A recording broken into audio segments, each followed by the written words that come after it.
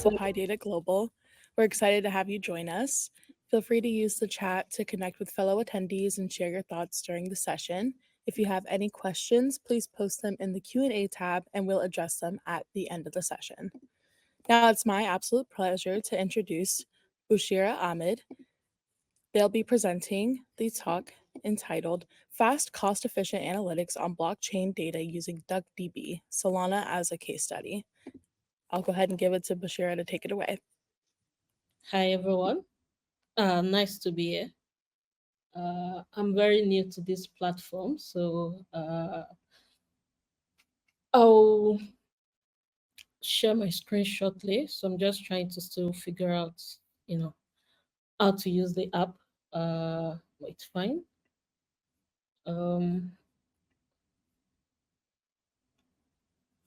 I'm sharing my screen now. Hello. I'm Busirah Ahmed. I'm a senior engineer, data engineer at Yellowcat. I'm from Nigeria.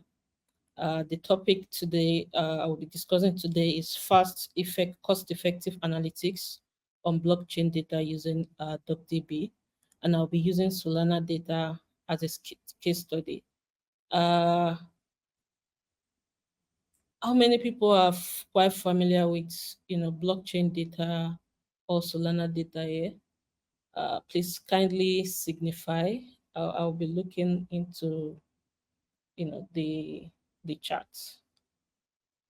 I just want to understand who my audience are.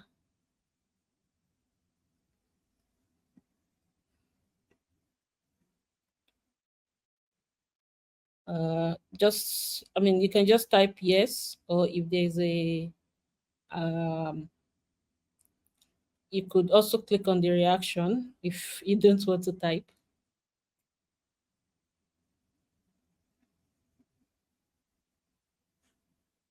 Okay. Good. Just want to make sure I'm in the right room. Okay, I can go ahead then.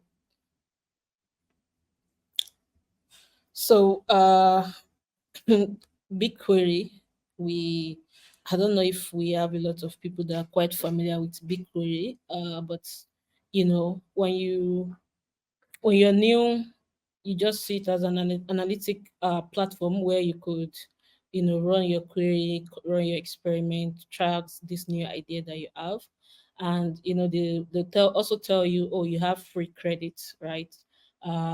Which is nice. It's an opportunity for you to test things out. I think you can run up to 2 terabytes query volume of data, if I'm right. So that's exciting. You can test out up to 2 terabytes of data. But what you don't know is there's a cost trap, especially when you're dealing with big data, when you're dealing with blockchain data, which is high volume. You could run a single query and it's 2 terabytes, and before you know it, you're running into debts, or you're owing GCP a whole lot of USD, and you're just trying something out. It's not even like a production work yet. It's just an idea at that point. So for blockchain, one of the issues that we have right now is every query scan a lot of, massive amounts of data. You're testing things out. Sometimes you have poorly structured queries, because you're still in the development phase. And I'm sure for anyone that writes SQL queries, or you've even done some analytics, you would agree with me that for the first few iteration, you don't even know what you're doing. You're just testing things out, and you get to that point where you are more confident about your understanding of the data. But before you get to that point, obviously you have to run a lot of inferences, run experiments, and experimentation costs compound quickly during iteration, because you are testing things out. You don't know what, I mean, you have an end goal, right? But you don't even know what that data and especially when you're dealing with blockchain data, it's a very complicated data. So you're trying to decode, you're trying to understand the format, experiment costs compound very quickly. Then lastly, BigQuery costs could explode if you keep running queries like, oh, yeah, in a local environment.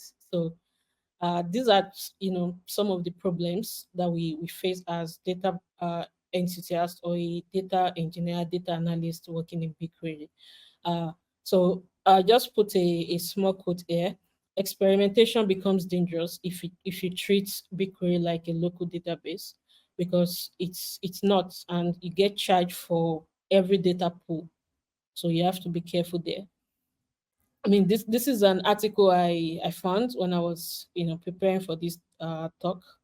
So this is somebody who was in $10,000 bill in just 22 seconds, and I can remember personally in 2023 I was also in this similar situation where I was trying to get familiar. I was looking for I mean, I've always been on the blockchain scans, the soul scan, BSC scan, but I wanted to interact more with the data, and I realized BigQuery offered that opportunity where you could interact with the blockchain data, and I was excited, and within an hour I was already on like 2,000 USD bill, and luckily it was cleaned up, but that was a good lesson for me. Uh, so the I think I've mentioned a lot of these problems already. So Solana blockchain data generally, they are high volume. Within an hour you could generate more than a terabyte uh, volume of data. They are nested. They are not the flattened data type.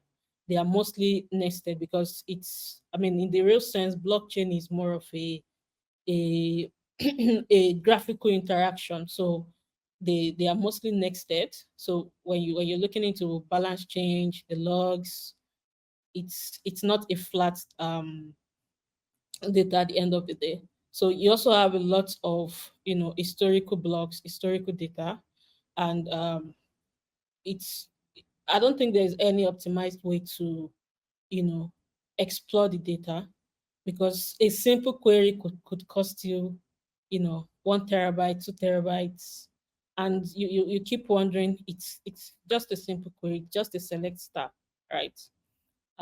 So what I'm presenting today is what I would call an arc, especially for teams that are still exploring, trying to find a perfect insight. So this is very simple. The solution architecture, it's a very basic one, uh, and simple is always better most of the time. So you the idea is you're able to export once, and you have the opportunity to play around with the data, and this will be done using the DuckDB engine. So why DuckDB? It's fast, it's in memory, you can run it anywhere. It's you can run it locally, you can not run it on any kind of compute. So which is nice, and you can easily partition your data because you have more control of your data. uh so I'll go straight to the code lab. I don't know if anyone has their laptop here and uh interested in following through the lab. I just need like maybe 3 4 people. But if you don't have your laptop here, it's fine. I will just go ahead and walk you through the demo. Anyone with their laptop and you want to follow through the demo. One. Okay. Okay. uh Robin.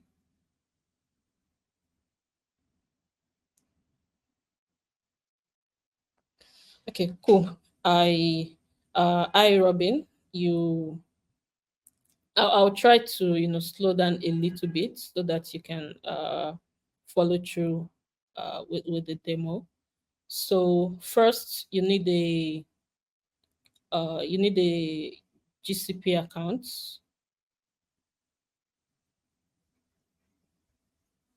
So I will have to reshare my screen now.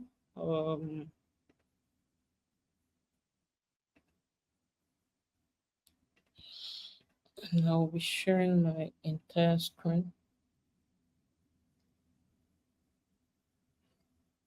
Okay, yeah, I'm sharing my entire screen now. I've prepared this, little demo.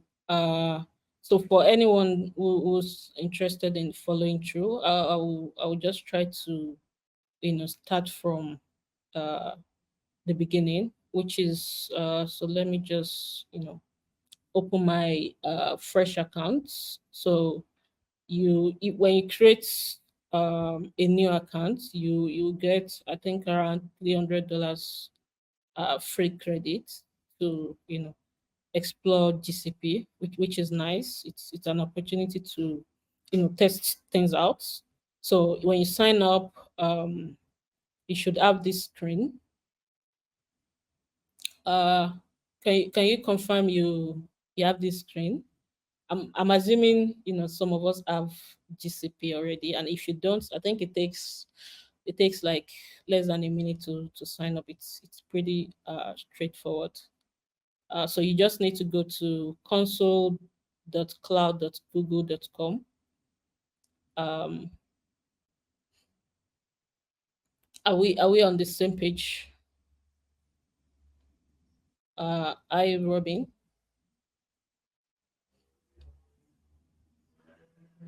Okay. I'm assuming this session is also recorded, so you can come back to this. So the first thing is you create a project. So you can I just created this project, I think 2 or 3 days ago, when I was preparing for this demo. So you create a project, you can name it anything. So I just named this PyData, because this is a PyData event, right? So I just named it PyData. And this is, then you also enable your billing to, in case you exceed your $300, that they could charge you. So I'll come back to my screen here. So once you're done with your project, you've created your project, the next thing will be for you to create your service account. What you can do is you can just come to the search and search for service accounts. So it should be under IAM.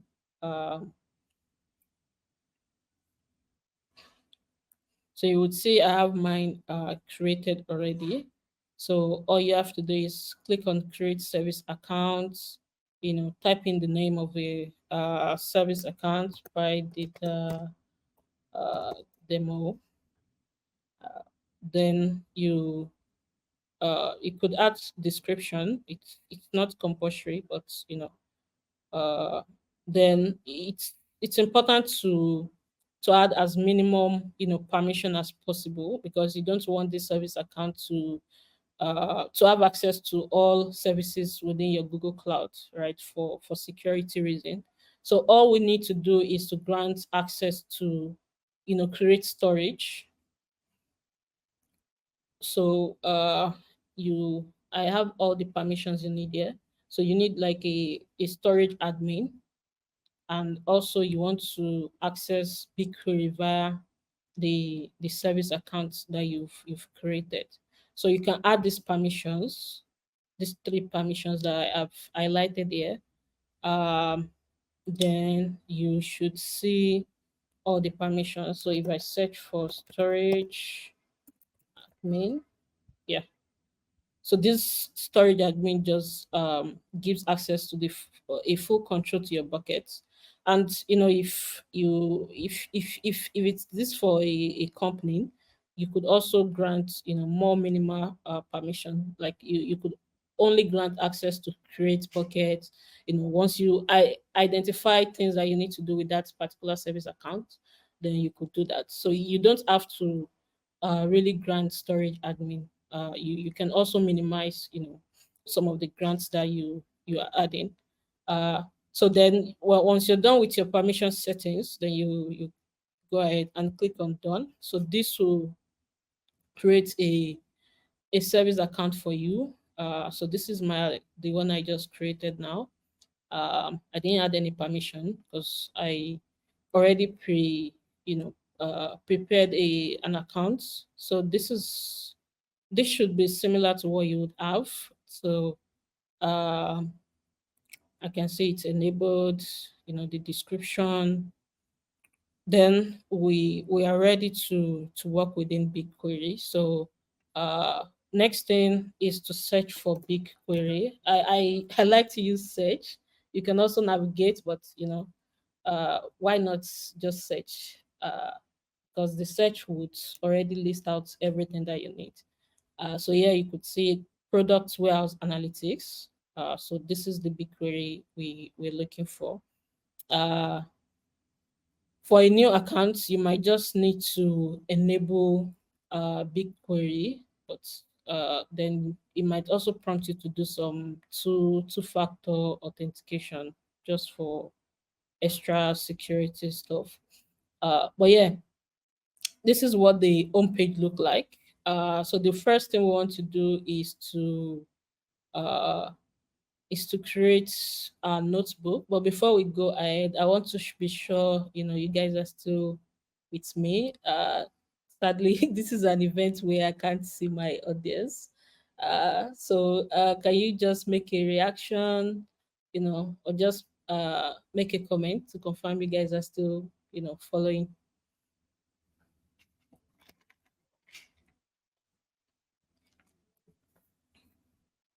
Okay, perfect.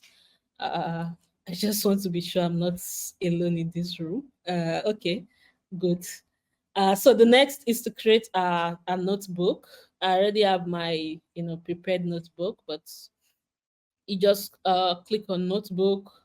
For me, this would automatically create notebook. But for you with your new account, you would have some permission on the permission tab on the screen where you just need to enable BigQuery API and some permissions to allow you use the notebook within this environment. So these are the ones I could remember after I picked I enabled them. So you can just enable all. There's an enable all option. So you can enable all for the sake of this demo. But when you're working with for your organization, you obviously need to review the permissions so that you're also granting minimal permissions. I mean, it's just best practice. So we the first cell it just configuration cell where I defined my project ID, uh, my bucket name, and if I will go back to my slide, I mentioned that uh, the architecture is very simple. So you have your data already in BigQuery, and you export the data to the Google Cloud storage, and you can analyze using DuckDB. So first, before we go ahead with the variables, so I'll first go over what the data look like. So please, you can enable search all projects. So we are working with blockchain data, and the good thing is big on BigQuery, you have access to most blockchain data. I don't want to say all, but I think for most you have access to them for free, which is really nice. So if you just search for you can just search for blockchain.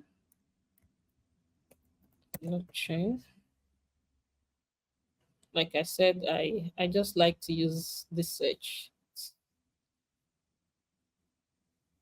So you would see these are all uh,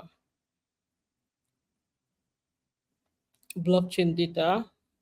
So, but for me, this is I sort of understand what I'm looking at, but for beginners in the house, so I would recommend you. Um, I'm trying to find the free data tab or the shared. Okay, should be. Oh, mm, concentrate files.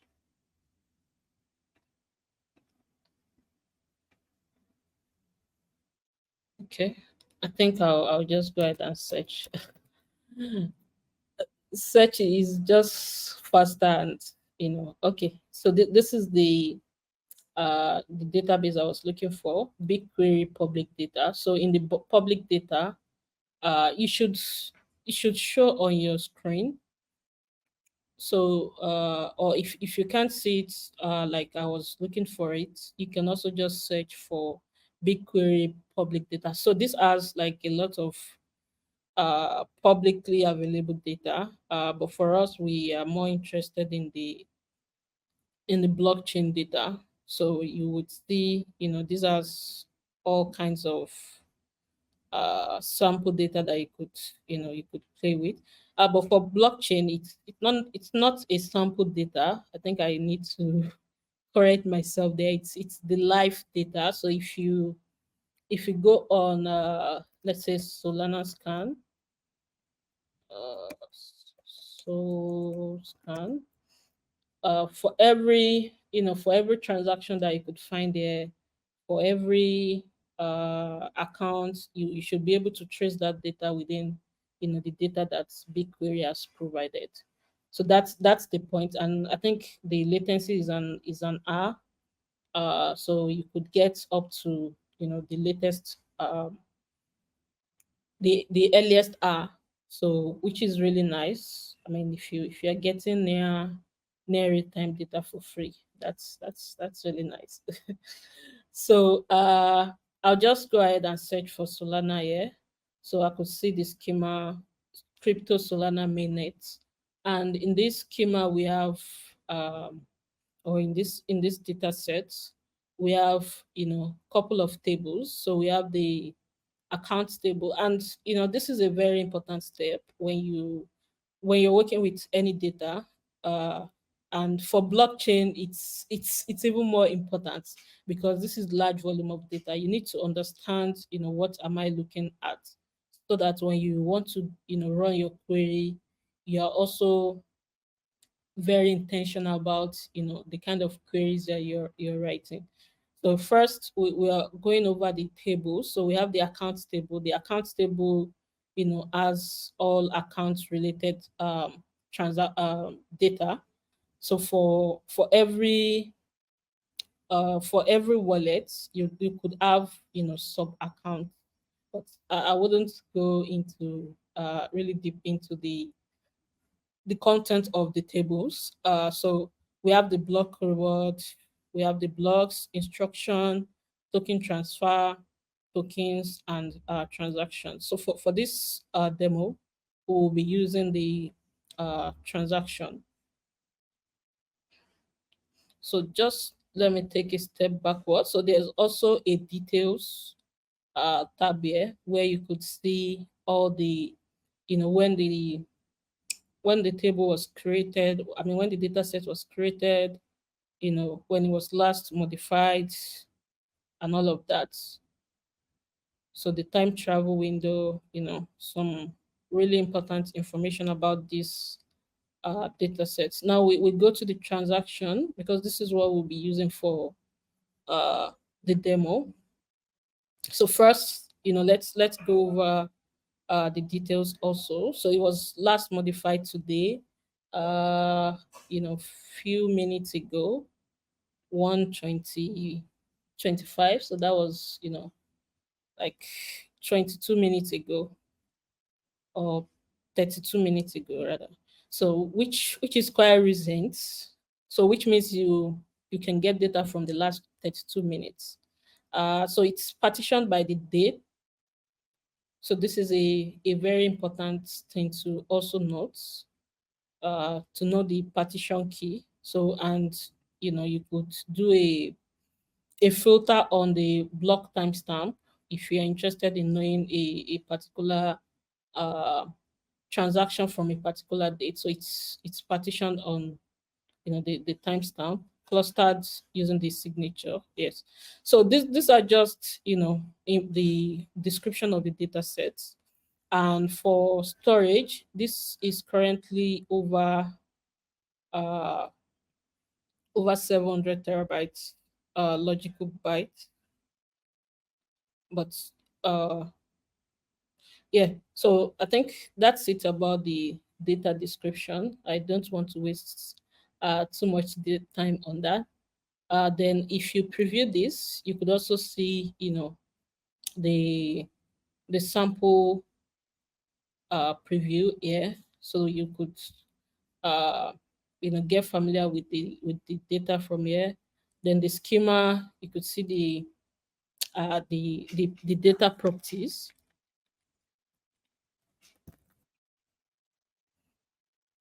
Lineage, I mean there won't be anything here really, because this is like the raw data. But for situations where you've built your data models on top of this data, then you can see the other connected tables, which is really nice. Okay, we've gone through what this data look like. And from here you could query the data. And as the I mean, this is a very important thing to note, right? When you're querying this data, you should never do a select star. When you do a select star, you're already in a lot of build. So if you notice this, I'm only doing I mean, this is a select star uh for today, and I've added a limit of, I mean, they've added a limit of 1,000. I expect that this is not a lot of data, but when you pull this is 2 terabytes. I mean 3 terabytes. uh I don't know if we can see what I just highlighted. So this is a really cool feature in BigQuery, where you you have an idea of what you're about to do. So I know if I click on run, then I'm pulling over 2 terabytes volume of data. All right, which is really good. At least I have an idea of what I'm doing. So instead, you would rather just do a select on the columns you're interested in. So you're interested in the block hash, and this is way lesser than the 3 terabytes we initially selected.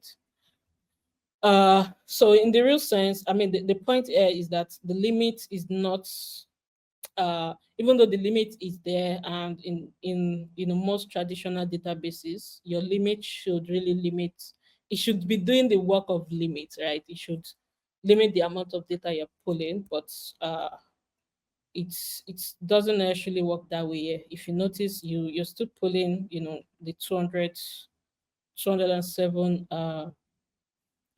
gig, compared to even when you had the limit. So it doesn't actually make any difference, except that you are previewing only 1,000 records.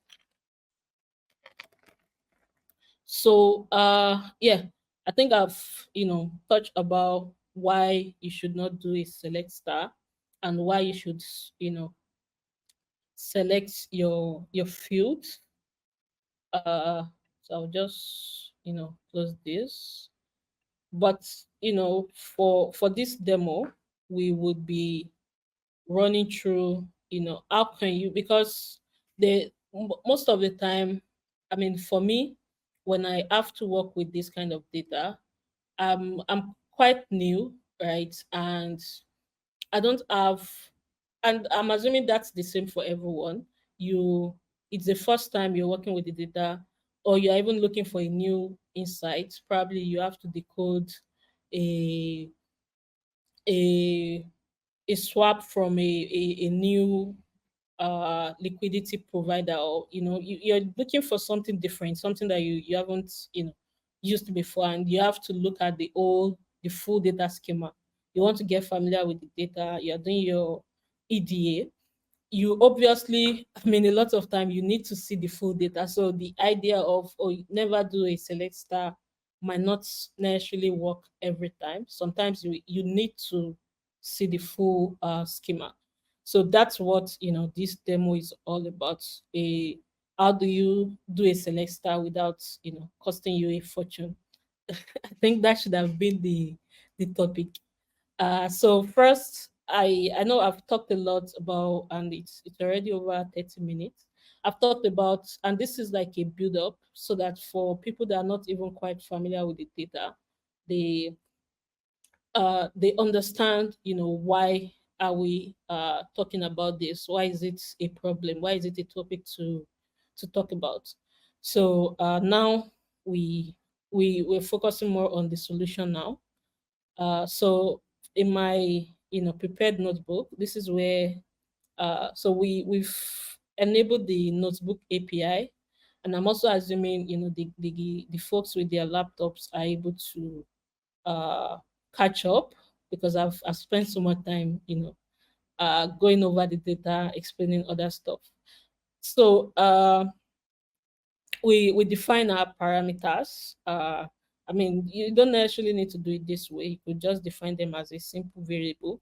But this is a nice feature in Notebook, where you could just define it as a parameter. It makes it feel like you're working in a GUI. So you define project ID, the bucket name, the just bunch of parameters here. And how can you find your project ID? So if you come here, this is your project ID. So you just need to click on the project, open project picker, and you have your project ID here. So the bucket name is the name of the Google Clouds bucket that we're about to create. Then your path is where or how you want to store the data, and data set name is literally your warehouse, like where you want to store your data. So this could be named anything. You could name it warehouse. You could name it depending on your data modeling technique. So first you import from Google.cloud import BigQuery. So we're just initializing instance of BigQuery here. And so if you just do a client.create data set, you would already you can create your data set, and this could also be done manually, right? So if I just run this client dot okay, I need to, yes. So if you do a client dot is this is what I want to see. Yeah, this is just a quick way to also see the documentation. So you could see things that you could define. And nice thing is there's a reference from Google where you get to understand different things you could do with that. I won't go deeply into this, but this is also a quick way to understand how do you use a particular function here. So when you run this will create your data sets in your project. So this is your project, and if you come here data set, you would see we have the raw Solana. You could also do a manual create data sets, which is also quite straightforward. Um, but if you want to make it look cool, just write the code.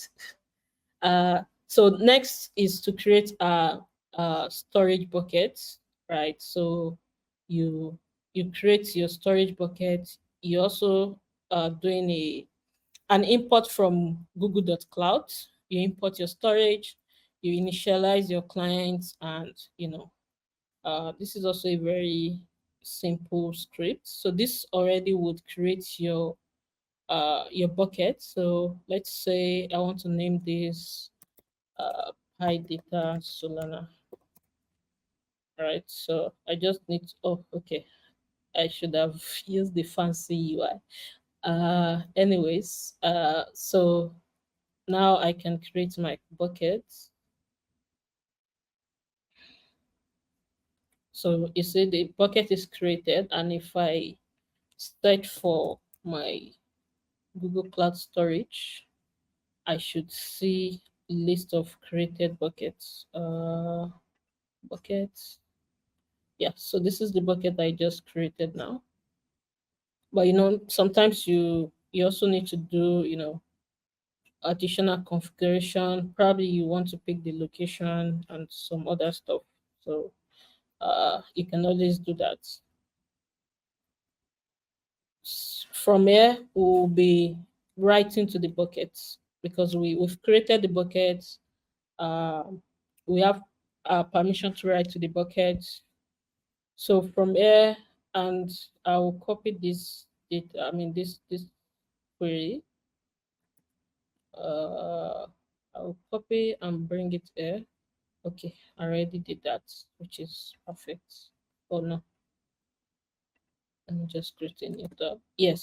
So I mean, I said we should never do select star. Yeah, but yeah, with select star. Uh, because the idea is I want to export the full, I mean, a subset of the table for my EDA, right? And the only way or the only approach to do that will be for me to, do a select star. If I want the full table, I want to see what the full table look like.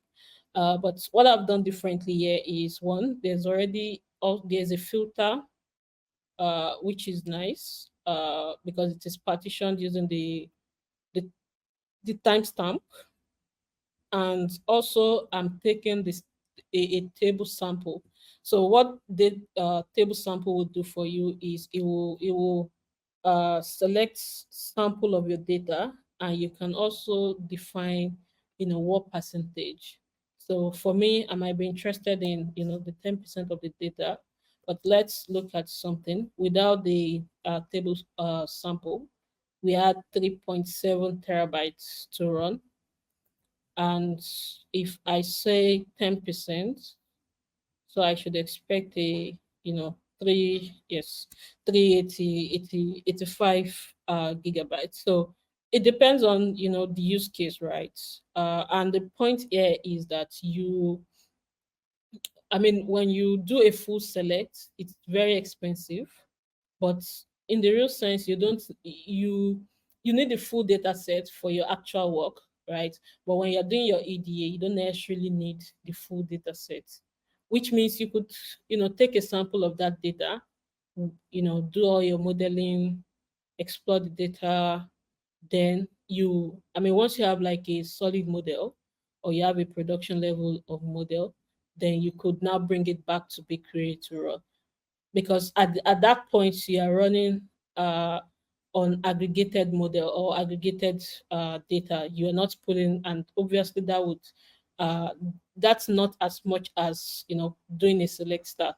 So that's the idea behind, using a table sample, and you can now define what percentage of the data do you want to pull, which is really really nice. And for me, right, you only have $300 to play around on BigQuery.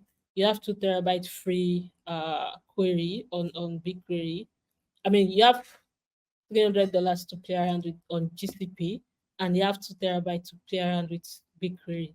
You obviously want to, be responsible, spend that responsibly, because you're just testing things out. You don't want to be spending a lot of money on that. So I think I've sort of explained, how you could perform a select star, and you're just picking a sample of the data. Uh, so and you want to export this data into your GCP. So we have an export a function here that just writes your data. You're writing as a Parquet file, and we want to overwrite. I mean, you could choose not to overwrite depending on how you want to keep some of this experiment. For some people, you might want to version it, right? So that would really you don't necessarily need to override, because you that would really depend on how you're saving the data. So you could have a v1 uh you could have a v1 specified already in your parts, or however you want to to version it. So if I run this now, um if I run this, you would have the data stored in your bucket. So I already add this already, but I'm assuming this should work also. Uh, okay, it's still data rating. Okay, refresh.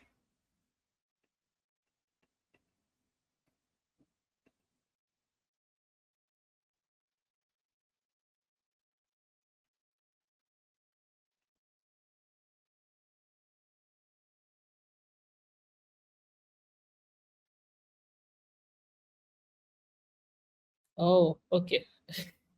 So I need to update the path also, so that we can write into the newly created bucket. Uh,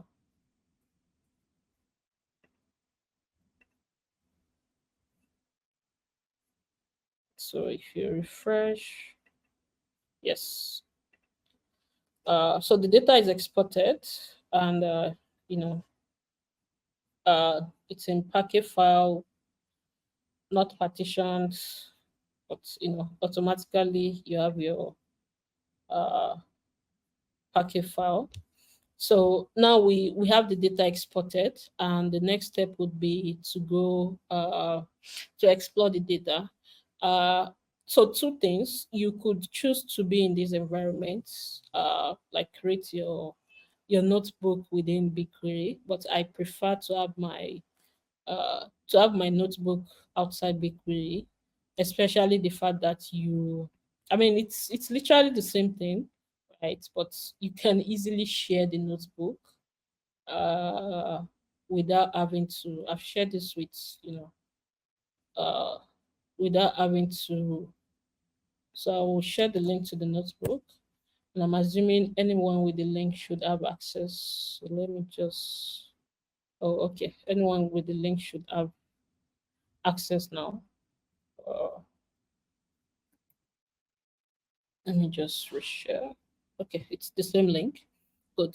So this is the transformation notebook.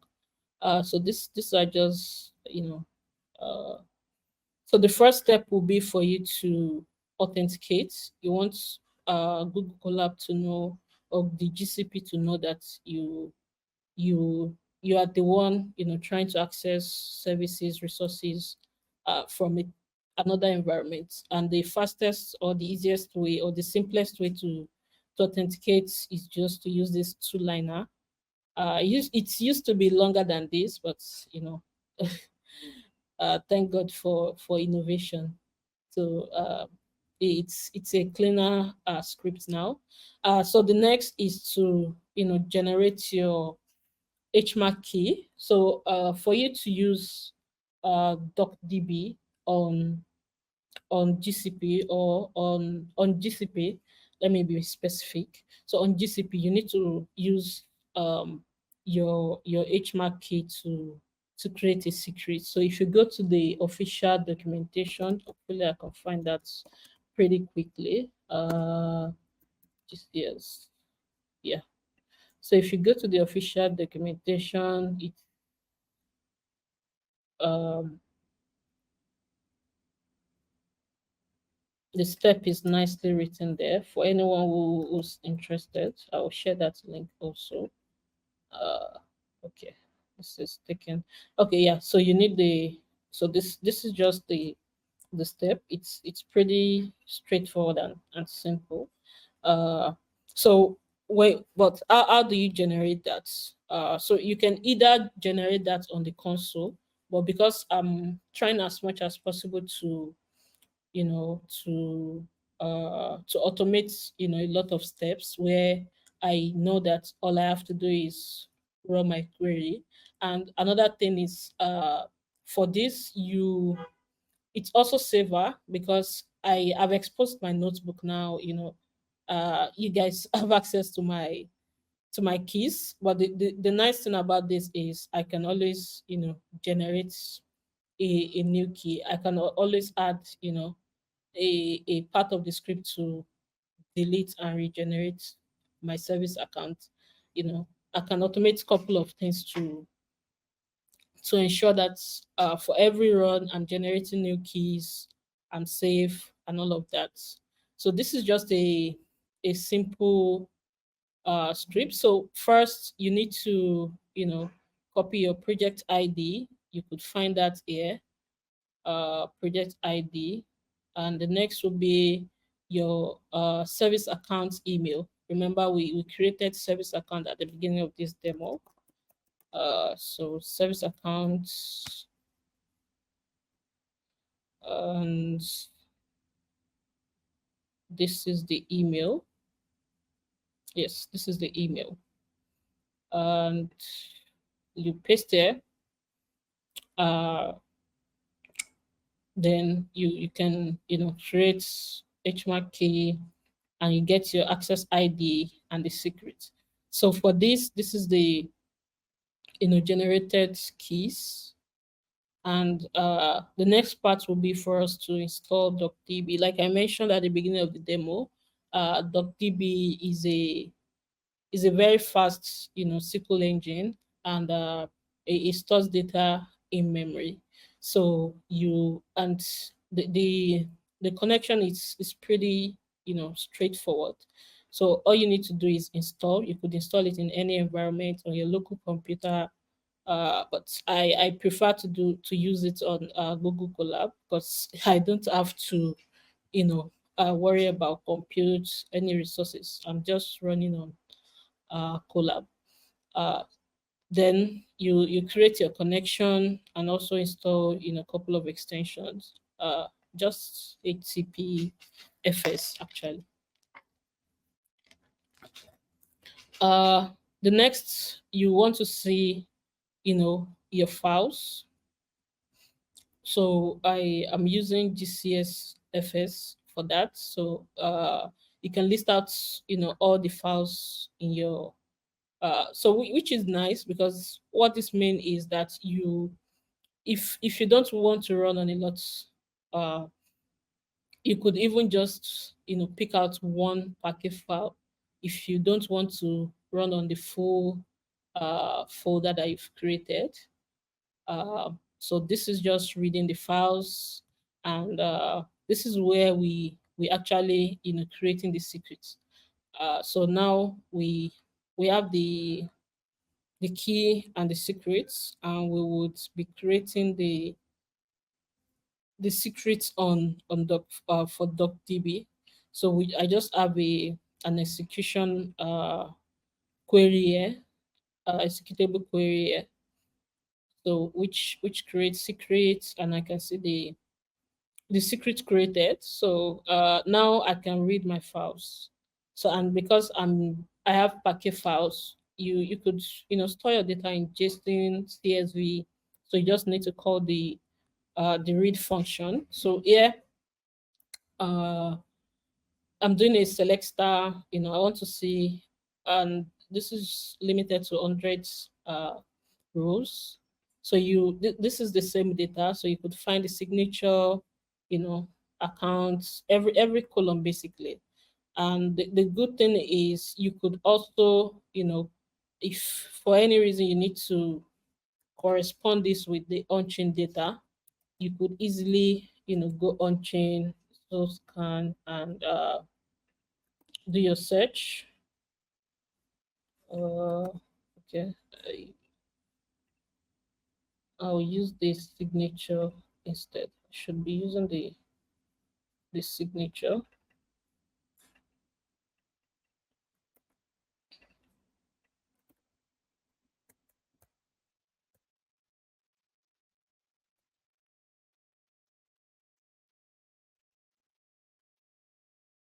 Mm, yes. Okay. Oh, this is really nice. Okay, let me just run the script again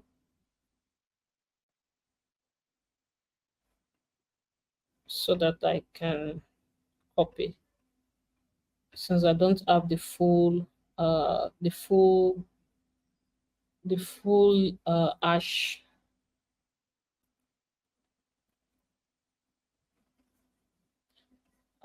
Okay, this is why you should be able to delete, like I mentioned. Uh, so just give me a sec. Should be able to.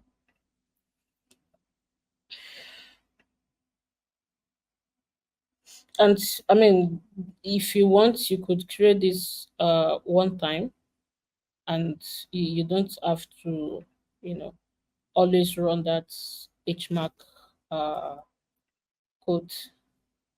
So I think what I would just do is to I would just use the new service account I've created to save time. I know I am running out of time, so let's do this. These are the things you have to keep in mind if you're designing any architecture.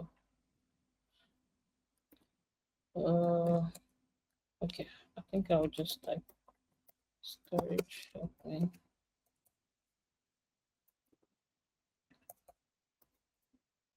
Storage admin and what service account key.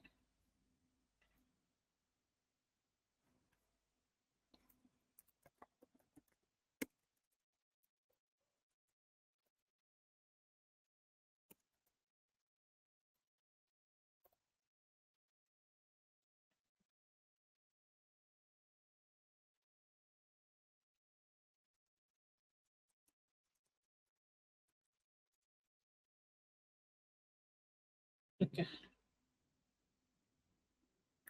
so we'll be using this new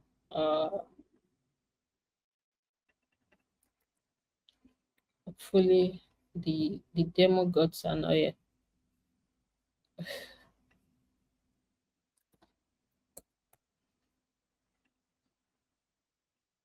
Okay, good.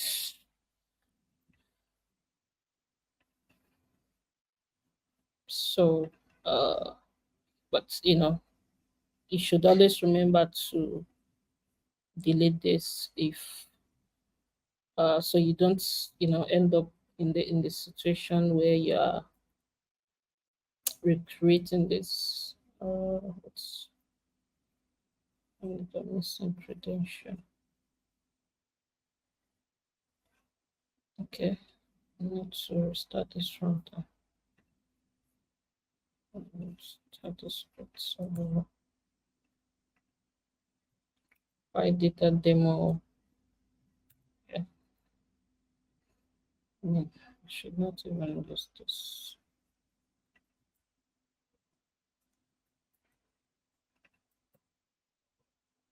Okay, it should be good now. Hopefully.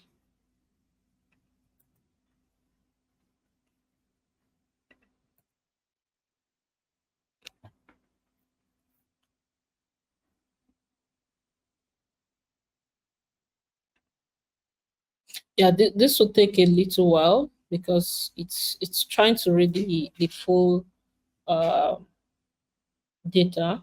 So you should have that, bear that in mind. I mean, it's not a lot of time, but uh, Okay, I think we'll leave the interactive mode for now. Um, I want to see the full signature. Okay, yeah. So you can search, you know, yeah. So this will show you the actual transaction. So this happened 8 days ago, and you know, you and it was a failed transaction. Okay, not so much to see here, but depending on what you need the data for. Okay, yeah, it also says failed, and you could see uh you know the description, which is really nice. Uh, so everything is literally uh accessible, or you can confirm whatever you're looking at in a in a more user friendly UI. So even the balances and all. So I mean, for this, I'm assuming for this use case, this analyst is trying to you know get a couple of information from this data, and they've created their table within DuckDB. So you've created a raw transaction table. You want to check the description of the table, check for null, your column types, just to understand the schema. Then you you want to select certain feeds that you're interested in. So you want to normalize your data. You've selected your signature. You want to name it transaction. I mean, depending on however you want to run your model. So at this point, you could do anything with the data. And so assuming you want to compute fee per hour, so you could do that, anything you want to do with the data at this point. And how do you feed this back into BigQuery? I think that's the question most people on this call should have now, because it's nice, but you want to create your data model within BigQuery. So this is the point where you create framework, right? You could choose to create a framework within BigQuery where you also have your client here, uh, and you all you are doing is write back to BigQuery. So you define your project ID, the data set we created earlier, the table name. You want to call it transaction or fee, or depending on whatever you've done, active signer, uh, and you could literally use the same script you've used in your modeling. You could literally use it to create your table in BigQuery. So all you have to do is uh, create this, and you're good, and you could now come back to BigQuery to confirm that you have your uh, data set has been created. So all you need to do is come and check, the raw Solana. Uh, I mean, it really depends on your use case, but with this, um, analytics becomes cheaper because you pay once you've exported your data, you you've done your model within collab environment or your local machine, and all you are paying for is your storage costs, right? Because and storage is mostly cheap, and you're also paying for query cost, which is mostly one time. So when you read from your storage, you pay for that, and if it's not a very frequent query reading, then it's really cheap. So compared to if you accidentally run a not efficient query on BigQuery, I mean that could really cost you a fortune. So this is like really fast.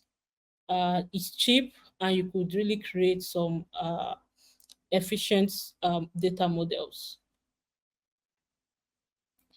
Uh, you know, some takeaways: um, high cost of uh, query, high cost of exploration in that research, because you want to understand certain things. You want to understand how a certain liquidity provider has done over the years, or you even want to understand, some patterns around stablecoin.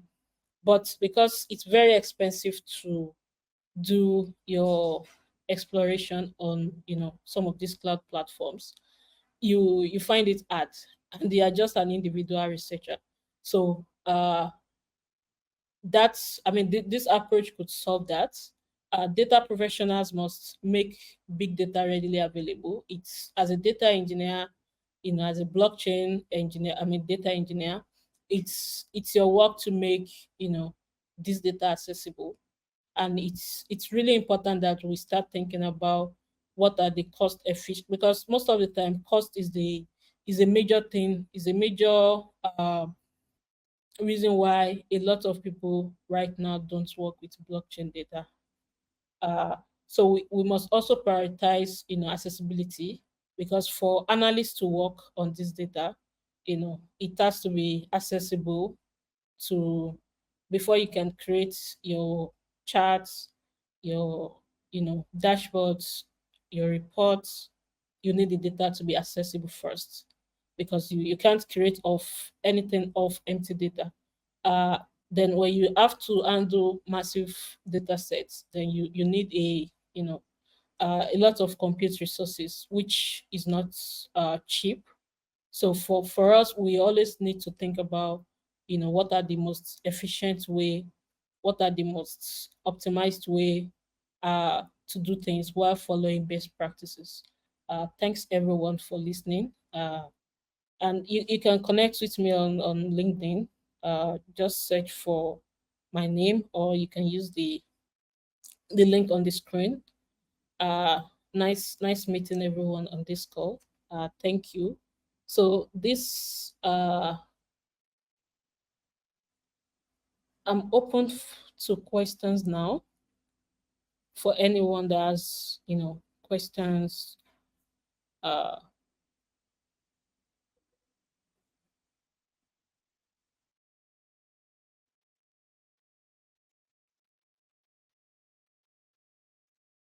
and I hope you enjoyed this session. I hope you learned one or two things.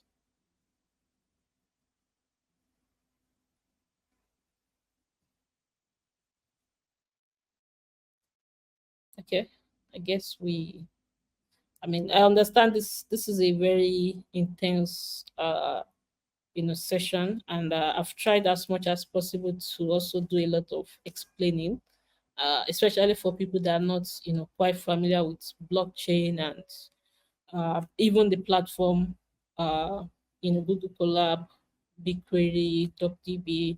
I've tried to explain some of those repeatedly, but I hope you enjoyed this session. I'm still waiting for questions. Okay, I'll give the mic back to uh, 18. I hope I pronounced that correctly. Yes, that's correct. All right. Well, thank you so much for your session, and thank you all of you for joining us today. If you'd like to continue the discussion, please feel free to use the lounge that'll be in the reception area, and a recording of this session will be available shortly for rewatching. But please, thank you again, Busirah, for your time, and we hope to see you at more sessions today. Thank you.